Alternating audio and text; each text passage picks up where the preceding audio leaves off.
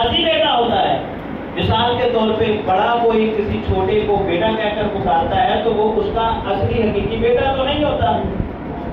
اسی طرح اس آیت پاک کے اندر اللہ تعالیٰ نے سمجھایا ہے کہ جو منہ بولا بیٹا ہوتا ہے وہ حقیقی بیٹا تو نہیں ہوتا، اور ساتھ میں یہ عقیدہ بھی واضح کر دیا ہے، اور نبی کریم صلی اللہ علیہ وسلم کا یہاں اس میں مبارک جو خاص ہے جو لفظ محمد صلی اللہ علیہ وسلم ہے، اس لفظ کا بھی انتخاب کر کے یہاں استعمال کیا گیا ہے۔ اس کی کیا وجہ ہے؟ آپ اس کو آسان لفظوں میں یوں سمجھیے، ایک تو حضرت زید والا مسئلہ بھی حل کر دیا، اور دوسرا نبی پاک صلی اللہ علیہ وسلم کا جو خاص نام ہے وہ یہاں استعمال کیا گیا ہے۔ وہ کس لیے کہ کوئی بندہ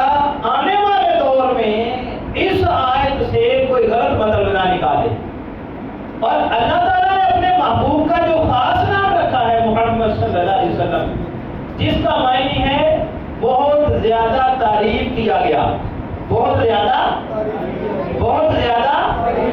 تعریف کیا گیا،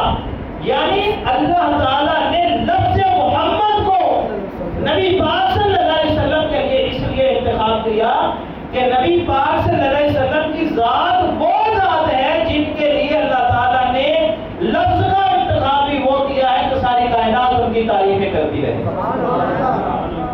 آج دیکھیں ساری کائنات کو نبی پاک صلی اللہ علیہ وسلم کی تعریفات بیان کر رہی ہیں۔ میرے آقا